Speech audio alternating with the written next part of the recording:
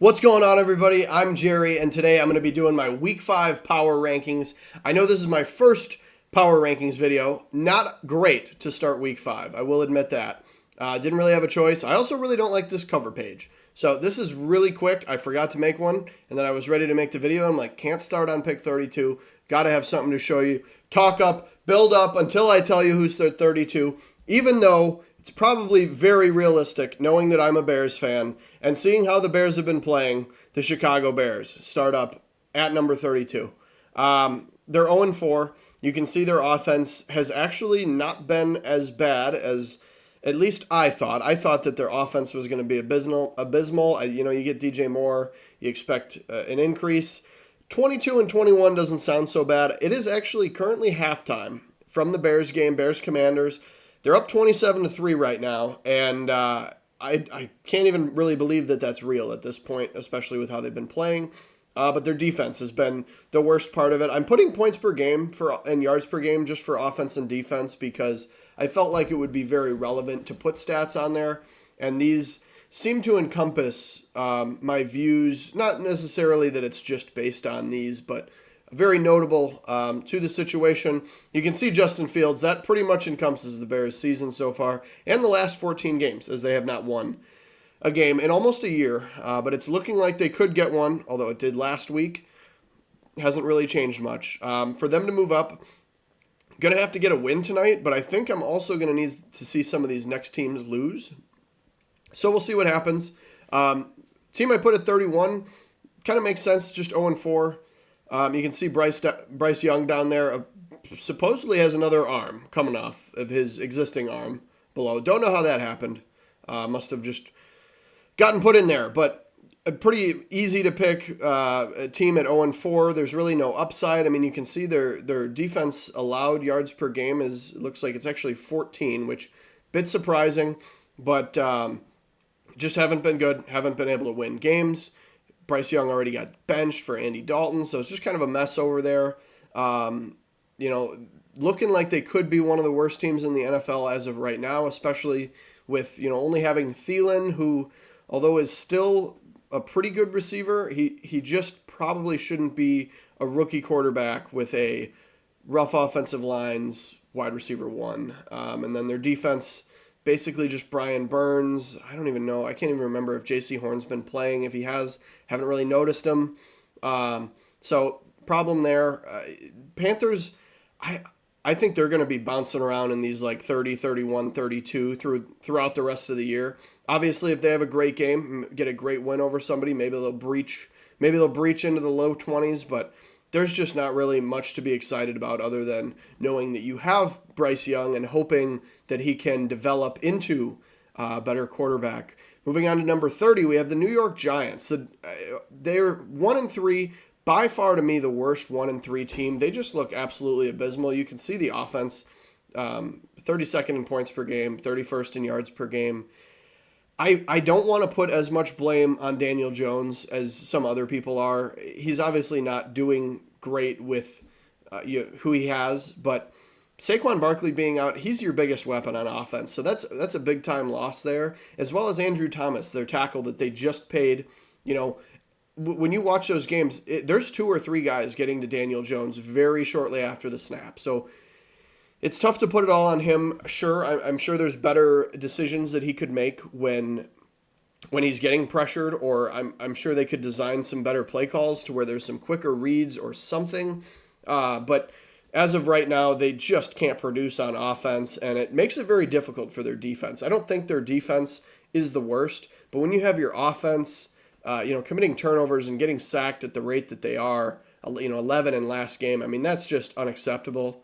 So especially from the Seahawks, who haven't been, a notable best defensive line or anything. They're very, very average. But to be making plays like that, I mean, I guess very average is a little harsh. Maybe they're pretty good, but they're not 11 sacks good, and it takes going up against a team like the Giants to get that. So Giants got to be at 30. 29 is the Denver Broncos, being the other 1-3 team. They make it here. I mean, you can see their defense, points per game, yards per game, is last in the league.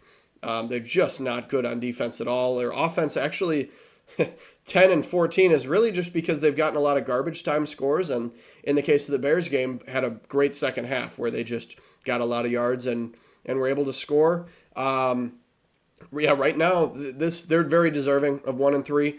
I almost put them behind the Giants, but when you watch the Giants play, their defense is not very good. But I think it's almost because their offense is so bad that they put their defense in bad situations. Whereas Russell Wilson still has been driving the ball down the field, just been having trouble getting in the end zone when it's not garbage time. And as far as how bad their defense has been playing, I don't think their offense is that bad. And their stats here do project that. Again, aside from my mention that it's really kind of been in garbage time when they've been able to produce offense. So deserving the 29th spot, again, I have them ahead of the Giants because I think if you put them both in a game, I think the Giants, especially in the current state with Andrew Thomas out and Saquon Barkley out, I think the Broncos would probably win, although it would be a close game. I just have to the Broncos just don't look like as much of a dumpster fire as the Giants, giving them the 29th spot. Another team that looks kind of like a dumpster fire is Vegas Raiders. So another 1-3 team, 25 in points per game, 26 in yards. Defense really hasn't played very well.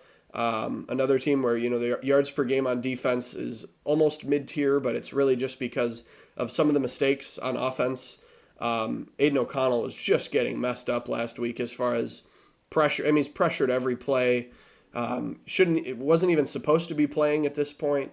And it's just not like, Devontae's been upset when he doesn't get 10 targets. So it's been probably a dumpster fire as well. They're still 1-3 and their team looks more promising, especially with Josh Jacobs has still been playing well. And one of the few bright sides, I guess maybe Max Crosby has still been a bit of a force over there, but, yeah, I mean, on offense, Josh Jacobs and Devontae Adams, when he gets the ball, is really the only upside that team has. So, obviously, makes sense that they're at the 28th spot, just ahead of the Broncos, and just behind the Arizona Cardinals, who I'm thinking now, probably should have put them higher. The only reason I put them here is because we have to think about, at the beginning of the season, we're still thinking that they're tanking. They have the one win. And they've been close in every game, but they haven't done enough to show me yet that they can be, even a mid-tier team. I get that they have played against some tougher opponents, and they've also played against. I think they played Broncos and the Commanders, both not very good teams. So I think you could make an argument for the Cardinals to be a little bit higher, but for right now, Week 5, this is going to be where they're going to be. If they can continue to show that they can stay in games, and probably they got to win some games to move much higher up on my list. But I could see them making it to the low 20s, but that's probably their ceiling for me. And that is why they are at the 27th spot. Next, we have the Patriots, who are another team that just have not looked good. Mac Jones has made a lot of mistakes over there, and there's been careless interceptions, and everybody talks about how he's a dirty player, so there's that too. Defense, statistically, hasn't really been that bad, but hasn't been good enough to keep them in games. And you can see points per game, they're allowing more points than they should. That's partially inflated from last week against the Cowboys. But after that bad beat, you can't really put them much higher. That was just such a bad beat. You could argue that maybe the Cardinals could go ahead of them. I think they could eventually if the Patriots continue to trend down. Cardinals continue to trend up. Definitely could get ahead of them, but for now they're at 26. 25 is the Minnesota Vikings. They have the one win against who I think is the second worst team in the league in the Carolina Panthers, and their offense has been humming as it normally is. Their defense just has not been good, and they're up, I think, even higher than maybe they should be just because of last week, and even then it was just off of a fumble 6. The reason they're here again is you kind of look at the teams around them. I'd say they're probably still better than the Patriots at this point. I think the Patriots are obviously going to be better on defense, but with how well the Vikings typically produce on offense, I think the Vikings just belong barely ahead of the Patriots here again. Could make an argument for the Cardinals too, just with how much they've been in games. I think it would be criminal to put them higher, like this high at this point just because the expectations were so low. So we could say that they're exceeding expectations, but I feel like 27 is honestly exceeding expectations because we were expecting them to be last. So the Vikings end up at 25. I think they could be a low 20s, even high teens by the end of the year, but they're going to have to consistently win games against not a team like the Carolina Panthers. Moving on, we have the New York Jets, who, after a promising-looking week one and a great story, they looked good. They looked good. I think they would have been higher if I would have done a week one at this point, just because their defense still does play well, but their offense just cannot produce. I really think they need to be running the ball more. You have Breece Hall, you have Dalvin Cook. Sure, in these past couple games, as far as yards per carry, it hasn't been as good, but those two are weapons. And we have the picture here of Zach Wilson just getting mutilated. I mean, there's 3 Chiefs in that picture. I think there might be another leg down there too.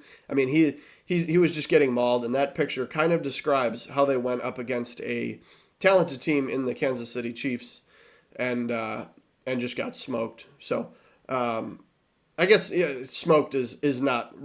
I mean, okay, that was really bad that I just said smoked. I was thinking of the wrong game. It was a close game that actually they should have won, but that's why they're up here. And you could make an argument they should have won that game. I misspoke. Shouldn't have been smoked. They weren't smoked. But like I said, they should have won that game, and they looked good. But you'll start seeing it ahead of these other teams. They can't, like, we'll go to the next team right now. To me, they're just not ahead of the Commanders yet. Now, considering that I'm filming this in a game where the Bears are beating the Commanders 27-3, obviously that can change. The Bears know how to lose games. But for me, it's gonna, if they get this big loss, that loss is gonna send them back quite a bit because it kind of brings out, they just played against the Eagles and had a very, very close overtime game against the Eagles, and the Eagles to me right now are just better than the Chiefs. So the fact that they're both able to hang in it. Commanders are still the lowest 2-2 team on my list, but to me they belong at 23. Steelers are next up at number 22 at 2-2.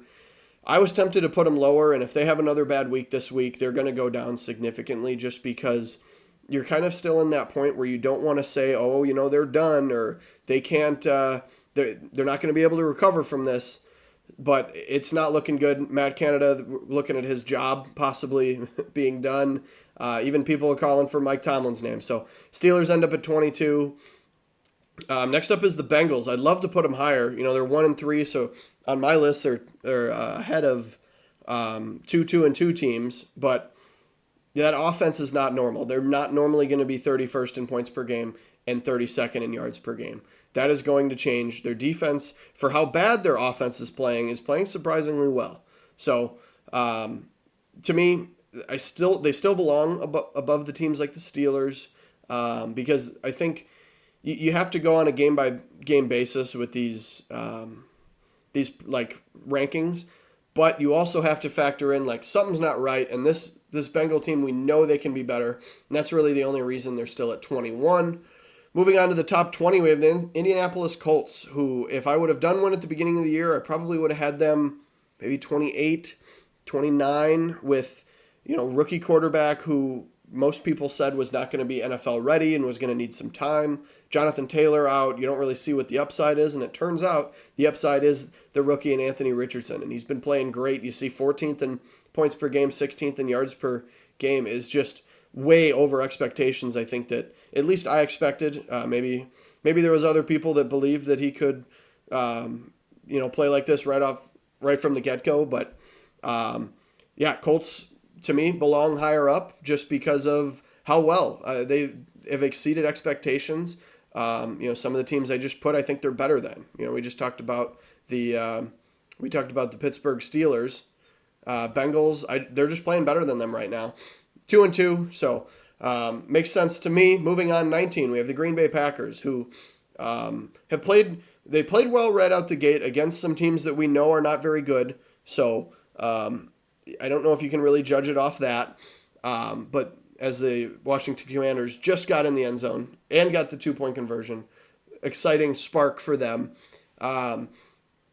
But anyway, back to the Packers. They're playing well, better than we thought they would. Having Jordan Love, their defense actually really hasn't been that bad. Haven't allowed too many points, and I think with what Jordan Love was handed, Bakhtiari hasn't been playing, so their offensive line isn't really full of notable people. Their receivers are all very young and rookies, and the Christian Watson's been out the first couple weeks. So with what they've been doing, they've been an exciting team, especially for Packers fans, where I'm sure most of them thought that this was not going to be their year, and they still end up at second in the division, where you could see them making a playoff push at this point. So they belong at 19.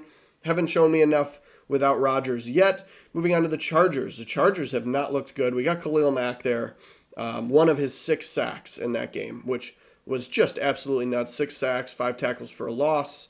Unbelievable game from Khalil Mack. And their defense, despite what their defense normally looks like, as you can see. And that was kind of one of their problems last year. They've got the names that would suggest that, they can do it, but they either haven't been playing or haven't been playing well. You have Khalil Mack, Bosa, Derwin James, J.C. Jackson, who they end up benching and trading back to the Patriots. So horrible story there. But I was tempted to put the Chargers lower than the Packers just because although their offense looks a lot better, their defense can't seem to really stop anything. And beating a team like the Raiders really isn't all that impressive to me. So they're going to need a nice win this week for me to have a higher belief in them and even to move up. I think even if they get, if it's a close win, I think it'll probably be, right around the same spot or potentially worse, if they lose. So Chargers end up at 18. Moving on to 17, we have the Atlanta Falcons, who I wouldn't say I'm a fan of the Falcons, but I do like the Falcons, as another team. Obviously, the Bears are my favorite, but Falcons are up there. Love watching the Falcons. Arthur Smith, although he has kind of stunk this year, is at least a fun coach to get behind, whereas Eberflus is really not exciting or cool or anything. So Falcons end up at 17. You have the upside of Bijan and Algier, who have played great. You haven't even gotten to see Cordell Patterson yet, who I think could be a great element to that offense. You have Kyle Pitts, who they don't get the ball to very often. And they have Drake London, who I think is a very talented receiver if they had a quarterback. I made a trade video, which I think you should check out. I was very happy with that video, although 4 of the people are pretty much ruled out of not being traded whatsoever. But there's a couple interesting takes in there, so check that one out. But I do have the Falcons making a big trade in that one, and it would help them out at the quarterback spot. So right now, Ritter's kind of been the downside. It's early on for him, so it's not really fair, and you'd want to give him some time, but with the rest of the team performing like they are, you'd kind of want a quarterback with even just a little bit more experience or that's shown a little bit of success in the NFL that they could go in there and they could make a playoff run.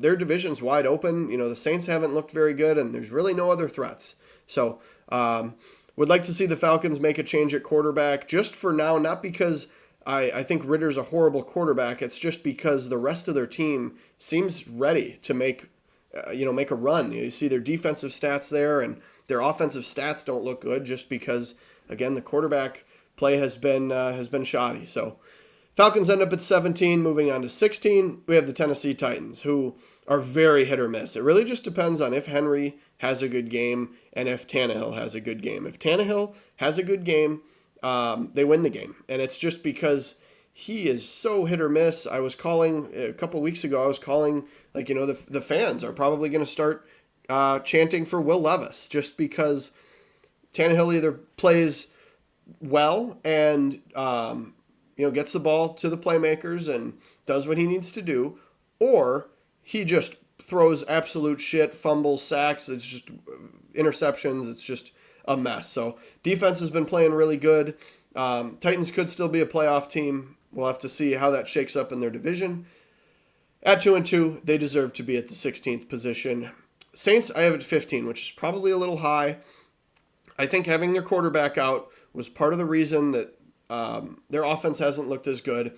I think, or not even that, Derek Carr was injured, at the very least was injured. I think with a healthy Derek Carr, this team's a lot better. Their defense has been phenomenal so far, just making all sorts of plays, which helps the offense. They just had their first week with Kamara back. You have Chris Olave. Michael Thomas has been making plays too. A lot of upside. I think they belong at 15. They're 2-2, and I think they'll have a winning record. And I still do believe they'll win their division. But the Falcons have been making a case early on that they could push for it. Tampa Bay Buccaneers, way higher than I wanted to put them. I moved them around like 6 times before I put this video out because I still don't believe in them, and they haven't really beat any good teams. They beat the Bears, they beat the Broncos.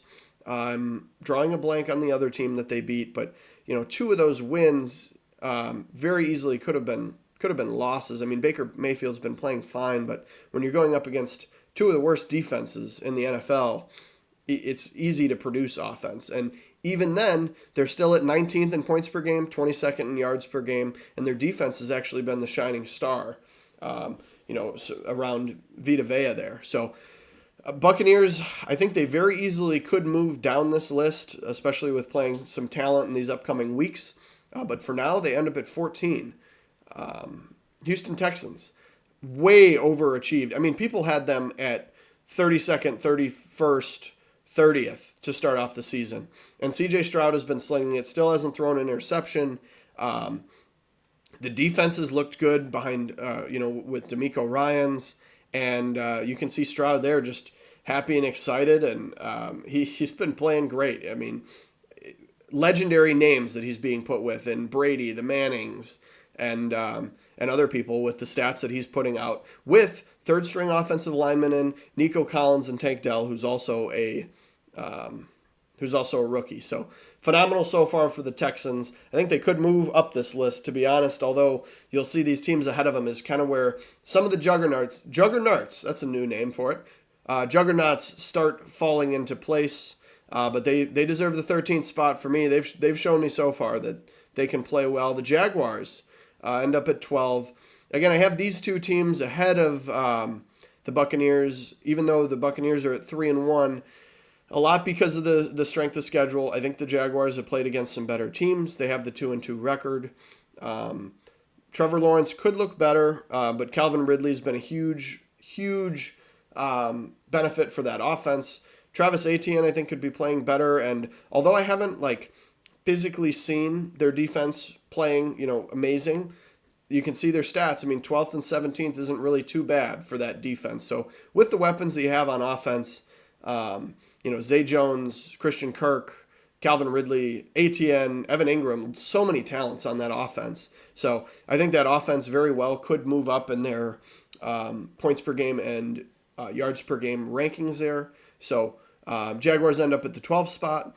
Next up, we have the Seahawks at 11, and obviously their big win last week definitely kind of inflates them in this 3-1 spot. Arguably, if this game didn't happen yet, probably would have been closer to the mid-tier, just because there's been some closer games, but their offense was humming, their defense was forcing turnovers and making big plays. And that's the other thing, is their defense actually hasn't been great before last week. So Defense has been playing good. I think they're just a little bit better than these past 2 teams. You compare the Jaguars to the Seahawks. I think right now the Seahawks have looked like the more well-rounded team, and therefore end up in the 11th spot.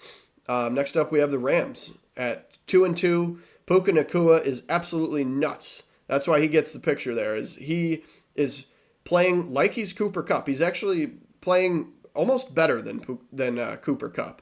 And it's just crazy that he's not even back yet, and their offense is 13th in points per game, 4th in yards per game. Obviously, it helps when you have a gunslinger of a quarterback like Stafford, but I think the emergence of Kyron Williams has also helped a lot. Cam Akers has kind of been their question mark, where it's they're good, but Cam Akers hasn't really been great so far, and they need a running game, and Kyron Williams has done just that and been who they needed to be. So I have them at the 10th spot. Probably a little higher than some other people would, but we look at the Seahawks. I mean, the Seahawks are good, but I think the Rams versus the Seahawks, I think Rams could take it, or at least that's how I feel now. So you might disagree. Maybe the Rams are too high for you. That's fine. You might be going, I haven't even seen the Browns yet. Why aren't the Browns on this list? And they're 2-2 as well. Well, that could be because they're right here. I have them at 9. With Deshaun Watson out, they really didn't look good, but I can't ding them too much for that. With their defense, I mean, 5th in points per game and 1st in yards per game is absolutely nuts. as well as their offense has been.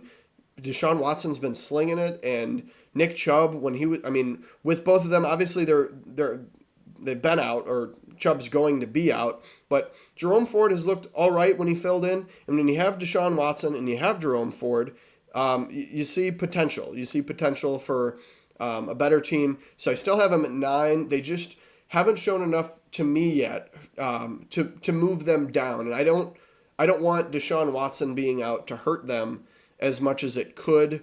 Definitely could see them kind of slotting into like late, like 13, 14, and that probably could be now. But me personally, I'm just higher on them at this point with how they've been playing. And last week doesn't really reflect that. But throughout the whole season, they've been a force on offense and defense, and it's just kind of been overshadowed with the injury there. Next up, we have the Ravens, who have played great, haven't played against amazing teams either, or at least teams in amazing situations. So that's why they're back here at 8, even having the 3rd ranked defense for points per game and yards per game, and then their offense has been great too.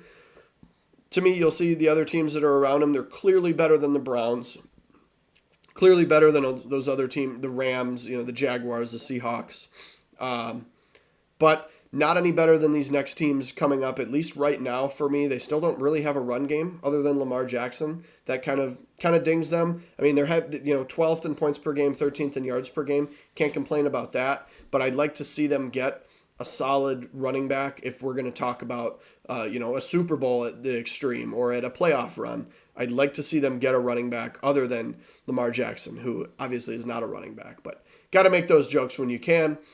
Number 8 goes to the Ravens. Next up, we have the Detroit Lions. The Detroit Lions have looked so great on offense, beating the Chiefs, playing against some other good teams. Monty went off last week. David Montgomery has just played out of his mind. Jared Goff's been slinging it. Josh Reynolds has looked really good. Amon-Ra. Jameson Williams is just coming back now, so I think that means even better things for him. Having a deep threat that can just take the top off the defense is going to make everybody's game better, whether it be Amon-Ra in his shifty short game or, Sam Laporta, who's been one of the best tight ends in the league right now, right out of the draft. Just so many weapons on that offense, and their defense has just been playing great. Aiden Hutchinson still a force to be reckoned with over there. But with where they're at, I just see them as better than the Ravens at this point, and that puts them into the number 7 spot, right behind the Dallas Cowboys, who it's hard to move them lower, especially with that guy right there, with Micah Parsons. It's just, he's an animal. Their defense in general, as far as forcing turnovers and just allowing the team to not score points at all, I think their offense is very overrated. Obviously, you see 4th in points per game, 11th in yards per game. I think that's partially because of how well the defense has played. They put them in good positions to score, and they've been playing well ahead in every game, meaning that their play calling can be safer. And I don't think the yards are just going to come. When your defense is able to play as well as they are, the yards and the points are going to come because of how easy it is to score with the situations they've been put in. So Dallas Cowboys end up at number 6, just behind the Kansas City Chiefs, who we got to put Taylor Swift in there. She's like the biggest highlight of that entire team. So you got this cute, adorable picture of Taylor Swift, Travis Kelce, Mahomes diving over the shoulder there. The Kansas City Chiefs are still a weapon, especially with Kelce back, with Chris Jones back. That team still plays phenomenal. Still like to see the Chiefs go out and get a receiver. There's been some talks of Bears Chase Claypool going out and probably getting picked up when he gets released, or trading a 7th at best, I would assume at this point. I think that would be good for him as far as just a relocation. He isn't very liked in Chicago, and they want him out anyway. And so that would be a good pickup, or even potentially trading for a higher tier receiver. But I think Claypool could definitely catch the ball. He's just not going to block for you. He's a horrible blocker. Chiefs haven't really proved that they need that anyhow at the wide receiver position. But Kansas City Chiefs, as always, are a weapon, especially when you're getting the publicity you're getting with Taylor Swift and Travis Kelce. So kind of like a movie at this point for this team, but they still end up at the 5th spot.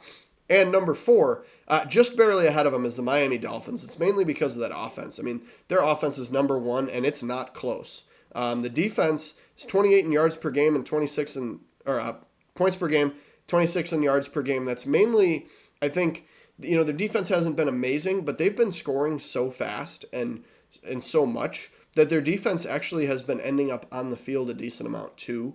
And naturally, with when they scored 70, I mean, naturally the Broncos are just going to get a lot of possessions, a lot more opportunities for yards and points. So that's where that's kind of inflated. But their offense is just so good, it's very difficult not to put them in the top 5.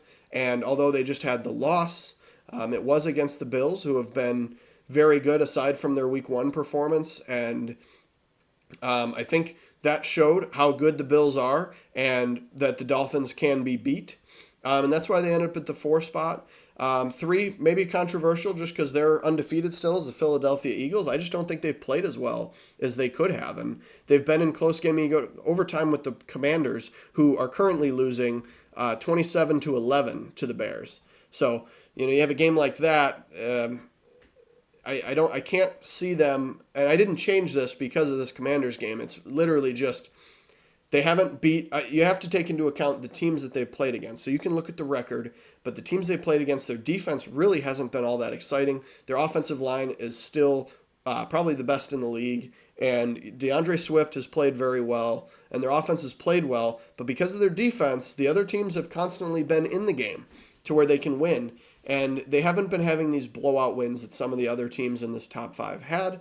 And so therefore, the Eagles end up at number 3, right behind the Buffalo Bills, who are 3-1, kind of a fluke loss to the Jets Week 1, and then just stomping on every other team, murdering the Commanders, pretty much murdering the Dolphins too. I think it was 48-20 or something, which is a huge, huge defeat for the Bills. We've got very funny picture down there of Josh Allen. I don't know if he makes that face when he runs all the time, but I hope he does, because that's awesome. He's like not sure what he's going to do, but I like it. So we had to put a goofy picture of Josh Allen in here because just look at him. That guy is something else. And he's been something else, one of the best quarterbacks in the league, definitely making his case for MVP. Maybe behind Christian. Let's mention this first. Two in points per game on offense and defense, sixth in yards per game on offense and defense. So top tier, very deserving of that 2 spot. I was mentioning the MVP conversation because you've got Christian McCaffrey, who has had an MVP-like season if a running back's going to get one. Very deserving of it to me. They're 4-0. They just constantly dominate whatever team they play against. They're going to have their work cut out for them against the Cowboys. So we're going to see if that offense can still play like it does against the team in the Cowboys. I think you're going to have to see Brock Purdy throw the ball a little bit more. I think he was 20 for 21 last week. So threw it very well. I don't see that happening again just because I think the Cowboys are going to be able to get pressure. They're going to have to deal with that. I could see Christian McCaffrey having another great game, maybe more in the reception category than anything, because I think you're going to see a lot of dump-offs to Christian McCaffrey. They might have to put a man on him all game, but then you can get it to Debo, or you can get it to Ayuk like they have been, or you can get it to George Kittle, who isn't even being talked about this year, really. So many weapons on that team. Their defense is at 5th in points, 3rd in yards. And their offense, they are just dominating the NFL right now. Very deserving of the 1 spot. I don't think this is even really arguable. They deserve the 1. Make a case for the Eagles at 2. Bills deserve it at 2 for me. And 3. And then so we'll do, here's the whole overview. We got the whole overview is going to pop up right now. There she is. So looking at all the teams, again, some of these might be controversial. We're gonna have some movers this upcoming week here. Obviously, there's no arrows next to the team and how they've moved because this is the first week that I've done this. So as of right now, the next week when we have the video, we'll have the nice little arrows next to them to show them which direction, if they move up or down. But unfortunately, week 5 is the first week for me. Let me know what you think I got right and what I got wrong. I definitely there's some arguments that could be made, and I'm not going to, I'll admit that the Texans might be a little high. I think the Buccaneers, to some, might be a little low. Saints could be a little high.